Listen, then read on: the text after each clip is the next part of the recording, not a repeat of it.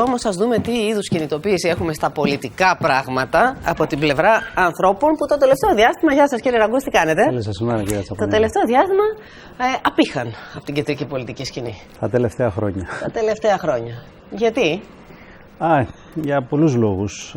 Ο βασικότερος εκ των οποίων είναι γιατί νομίζω ότι ανήκουμε, και το λέω και για μένα και για όλους, στην κατηγορία αυτών οι οποίοι δεν είναι γυρολόγοι όπως ονομάζονται, δηλαδή δεν πάνε από κόμμα σε κόμμα μόνο και μόνο για να διεκδικήσουν την βουλευτική έδρα που μπορεί να κινδυνεύει να χαθεί ή να ξαναγίνουν υπουργοί, για να ξαναγίνουν υπουργοί και το καθεξής. Είναι μια άλλη κατηγορία πολιτικών ίσως. Και τώρα επανέρχεστε? Τώρα κοιτάξτε, επανερχόμαστε μόνο εφόσον ο ελληνικός λαός το αποφασίσει. Εμείς όμως πολιτικά είμαστε παρόντες ξανά, γιατί νομίζουμε και βαθιά το πιστεύουμε, να σας το πω καλύτερα, ότι αυτή τη στιγμή υπάρχει ένα μεγάλο κενό στον προοδευτικό χώρο, το οποίο, επειδή καταρρέει ο ΣΥΡΙΖΑ δημοσκοπικά, δεν καλύπτεται προς το παρόν από κανένα από τα υπάρχοντα σχήματα. Υπάρχει από την άλλη μια βοή του κόσμου που έρχεται και την οποία τη συναντούμε και στις εκδηλώσεις που πραγματοποιούμε σε διάφορα μέρη της Ελλάδας, από τη Θεσσαλονίκη, το Ηράκλειο, πρόσφατα στην Πάτρα. Βοή που λέει: κάντε κάτι καινούριο. Προοδευτικό μεν, αλλά καινούριο, μεγάλο, ενωμένο δε. Ουσιαστικά, πόσο καινούριο είναι αυτό που φέρνετε? Τι εννοώ? Το Πασόκ παραμένει εκεί.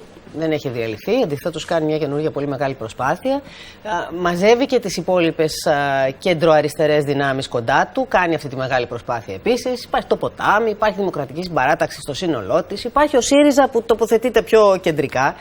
Τι χώρος υπάρχει για να μπείτε και κυρίως με τι πλατφόρμα ιδεών, απόψεων και ενεργειών που θα κάνετε στην περίπτωση που καταφέρετε να περάσετε τις δυσκολίες της εκλογής? Ο χώρος, ο προοδευτικός, που κατά τη γνώμη μου δεν συμπεριλαμβάνει την ηγετική ομάδα του ΣΥΡΙΖΑ, πράγματι αυτή τη στιγμή παρουσιάζει μια πανσπερμία.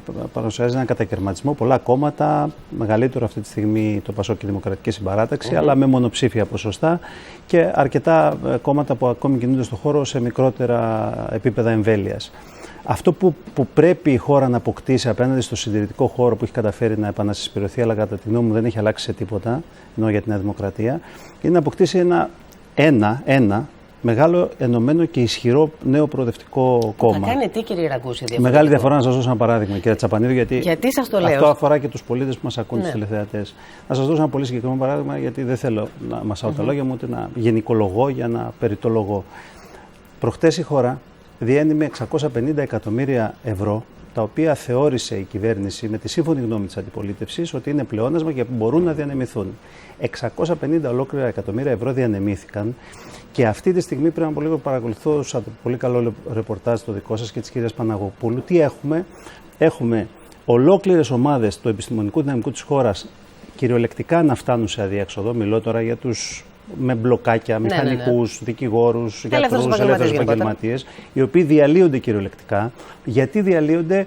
Γιατί τους επιβάλλεται το ασφαλιστικό Τσίπρα, το οποίο είναι κυριολεκτικά για πολλούς από αυτούς εξοντωτικό.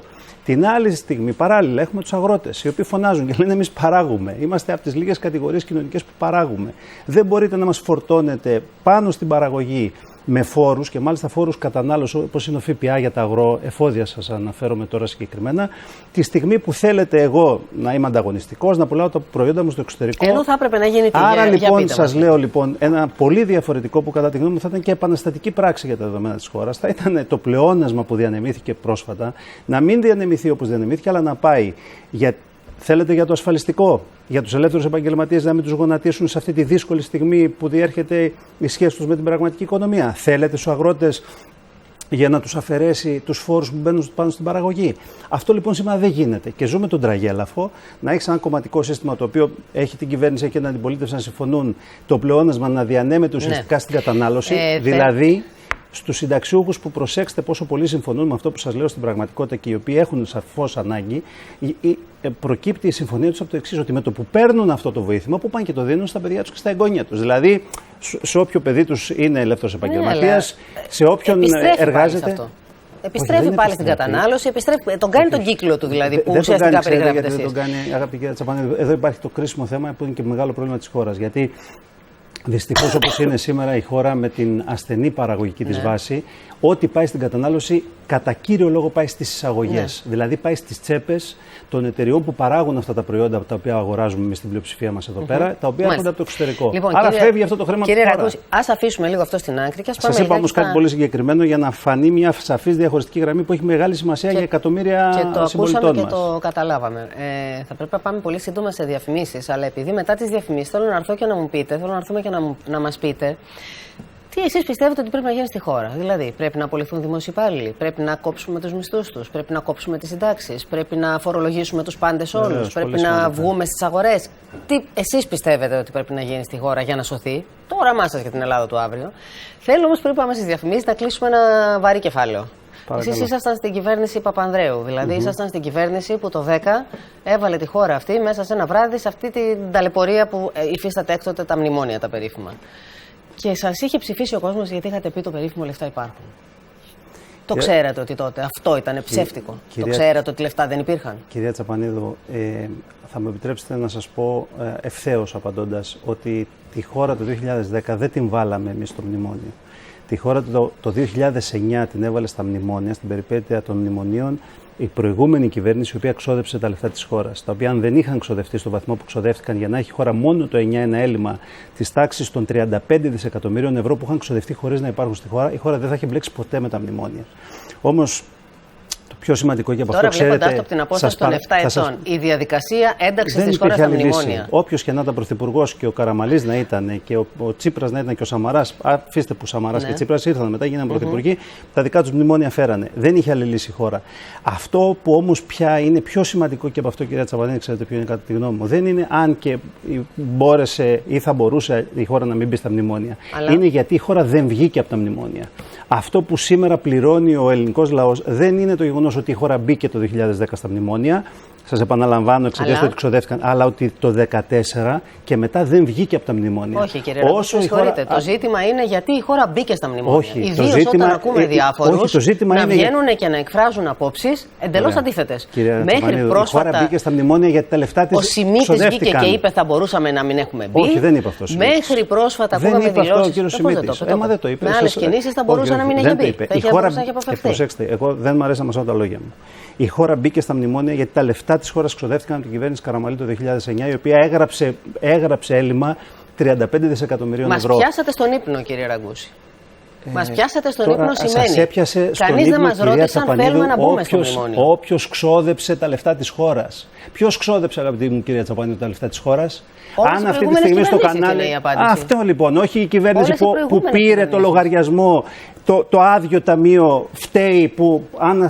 Να πω ένα παράδειγμα. Δουλεύετε αυτή τη στιγμή στο Σταρ.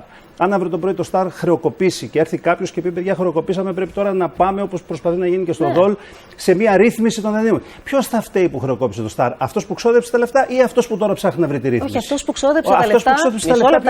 Ήταν η κυβέρνηση Καραμαλή. Προσέξτε λίγο, κύριε Ραγκούση. Αυτός που ξόδεψε τα λεφτά φταίει, έχετε δίκιο. Το ποιος θα ξόδεψε τα λεφτά είναι μεγάλη κουβέντα.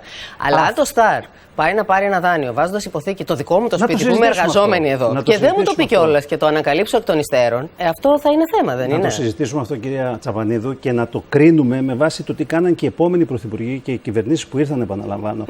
Αλλά λοιπόν, κλείνω λέγοντας ξανά. Όχι, δεν κλείνετε, γιατί θα έχουμε κουβέντα μετά. Το σημείο αυτό ότι ένα θέμα είναι ότι η χώρα, κατά τη γνώμη μου, δεν είχε άλλη λύση. Δεύτερον όμως είναι ότι τώρα πια δεν πληρώνουμε ότι μπήκαμε στα μνημόνια, γιατί και άλλες χώρες, αγαπητή κυρία Τσαπανίδου, μπήκανε. Μπήκε η Κύπρος, μπήκε η Πορτογαλία. Είναι αργά για να βγούμε τώρα? Έπρεπε να έχουμε ήδη βγει από το 2014 και μετά. Τώρα είναι αργά. Είμαστε μπροστά σε μια συμφωνία που μας βάζει σε λιτότητα δεκαετιών. Ναι, αγαπητή κυρία Τσαπανίδου, όχι μόνο δεν είναι αργά, δεν αντέχουμε άλλο τα μνημόνια. Μάλιστα. Η χώρα αυτή δεν αντέχει άλλο τα μνημόνια. Να μην το υπογράψει δηλαδή αυτό το τελευταίο? Ωραία. Μετά τις διαφημίσεις με τον κύριο Ραγκούση να δούμε τι γίνεται από εδώ και στο εξής. Και κοντά μας ο κύριος Ραγκούσης με την ώρα αποφάσεων, την πρωτοβουλία ώρα αποφάσεων. Για να μας πείτε, κύριε Ραγκούση, αυτό που λέγαμε και πριν από τις διαφημίσεις. Τι προοπτικές έχει η χώρα αυτή, τι πρέπει να κάνει, τι μπορεί να γίνει έτσι ώστε να πούμε ότι παίρνουμε μια ανάσα και προχωράμε μπροστά? Προσπαθώ να είμαι όσο το δυνατόν πιο καθαρός στις απαντήσεις μου, αγαπητή κυρία Τσαπανίδου. Λοιπόν, δύο πράγματα πρέπει να κάνει η χώρα, τα οποία θα έχει απόλυτη ανάγκη. Το πρώτο είναι ότι μια χώρα που εξακολουθεί να παραμένει σε μνημόνια και πάνω από το κεφάλι της αφήνει εκθέσεις Διεθνούς Νομισματικού Ταμείου όπως και η τελευταία, που αναφέρουν ότι το ελληνικό χρέος είναι εξαιρετικά μη βιώσιμο είναι μια χώρα που δεν έχει προοπτική.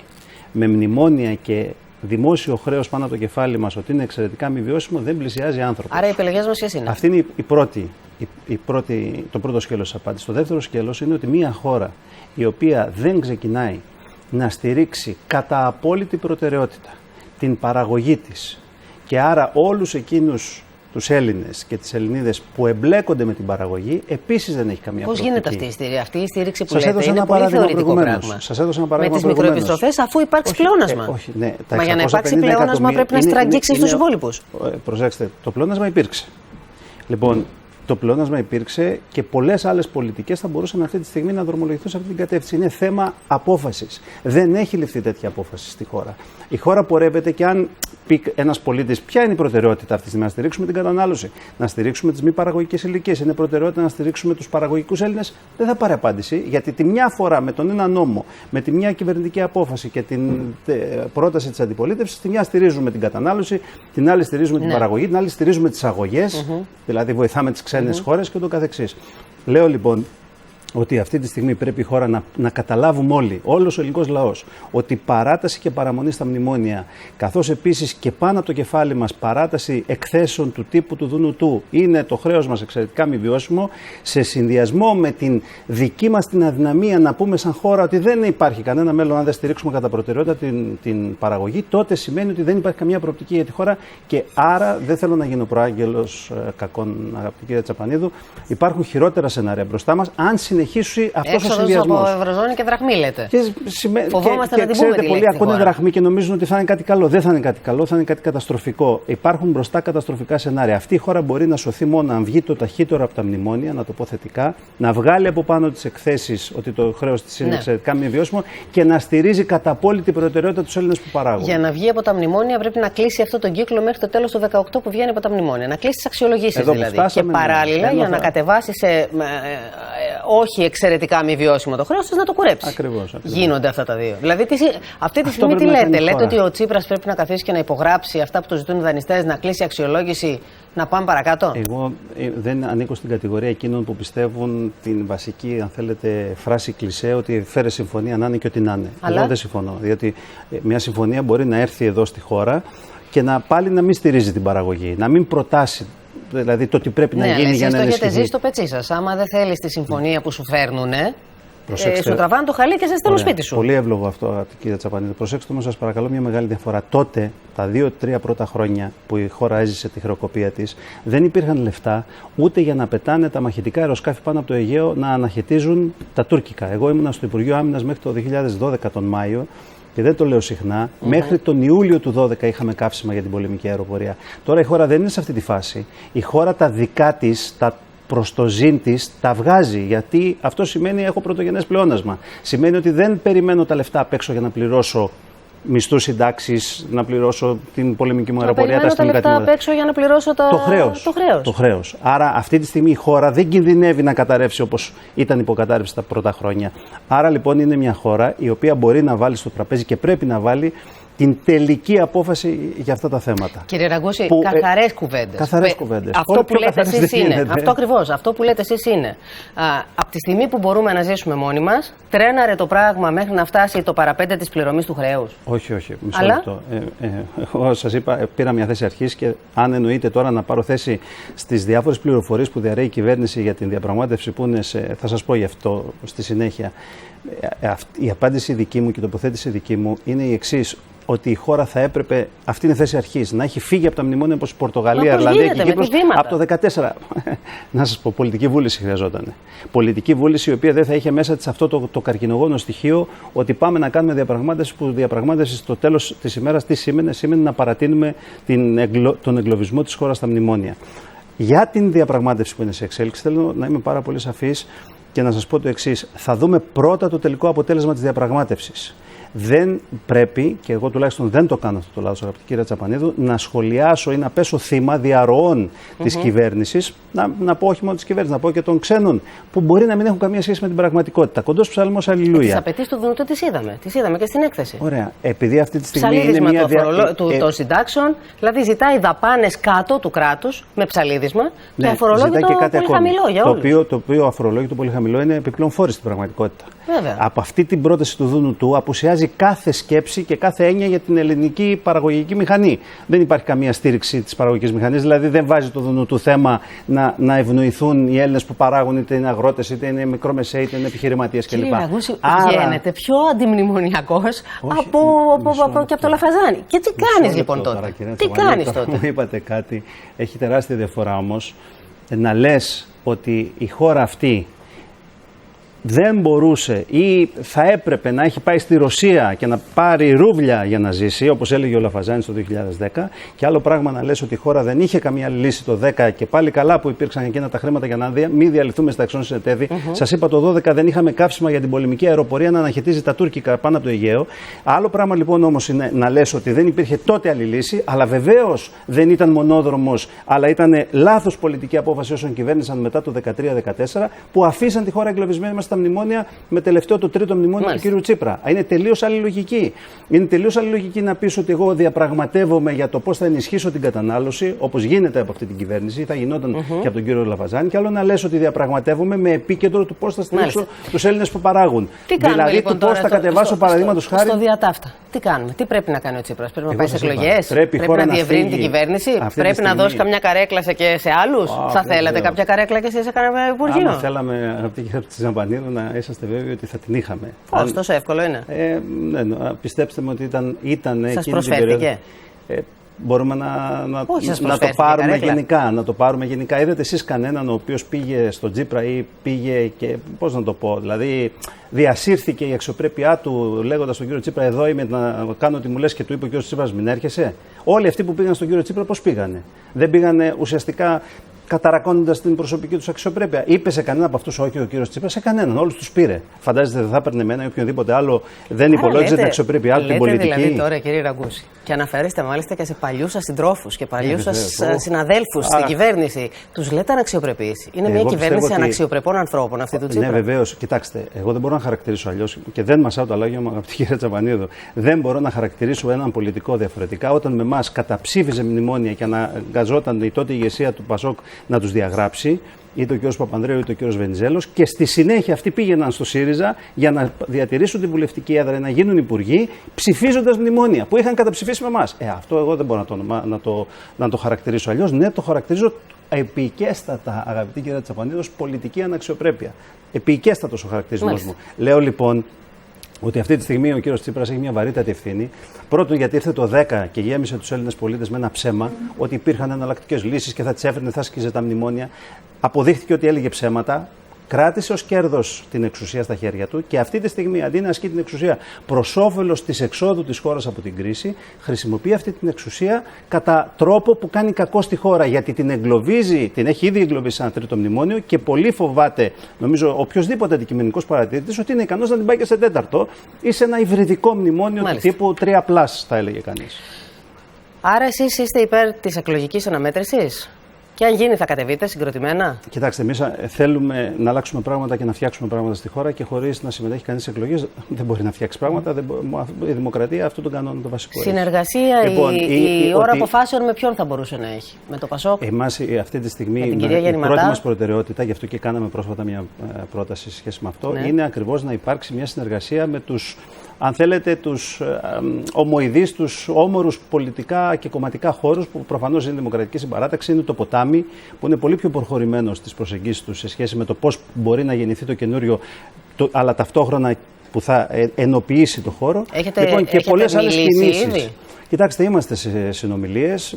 Αν εξαιρέσει κανείς μία αήθη επίθεση που δεχτήκαμε προχθές, την οποία την προσπερνάμε γιατί δεν χαρακτηρίζει εμάς, αλλά χαρακτηρίζει δυστυχώς αυτούς που την έκαναν ή και αυτούς που την άφησαν να γίνει. Λοιπόν, ναι, είμαστε και με το ποτάμι και με άλλους χώρους που κινούνται κινήσεις κλπ. Στον ευρύτερο προοδευτικό χώρο.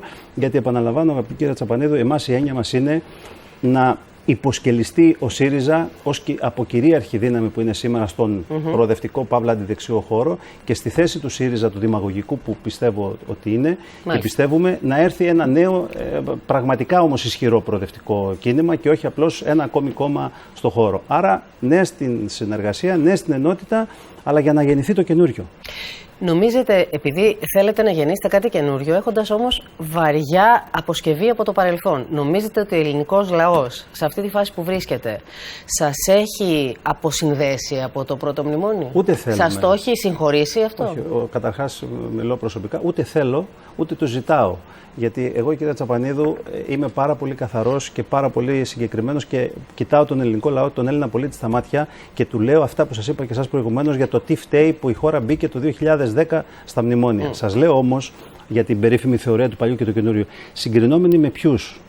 Είμαστε παλιοί, είμαστε καινούριοι. Είμαστε συγκρινόμενοι με τον κύριο Μητσοτάκη και τους βουλευτές που αύριο θα ξαναγίνουν υπουργοί και ήταν υπουργοί των κυβερνήσεων Καραμαλή. Με ποιους δεν είμαστε καινούριοι? Συγκρινόμενοι με την κυρία Γεννηματά, συγκρινόμενοι με τον κύριο Πάνο Καμένο που ήταν και υπουργός του Καραμαλή και τώρα υπουργός του Τσίπρα. Μάλιστα. Σε λίγο δε οι υπουργοί Τσίπρα θα έχουν γράψει περισσότερους μήνες στην κυβέρνηση από ό,τι έχουμε εμείς. Δεν είχαμε περάσει τα 2-2,5 χρόνια. Κανένας από εμάς. Κύριε Ραγκούση, πολύ ευχαριστώ που ήρθατε και μας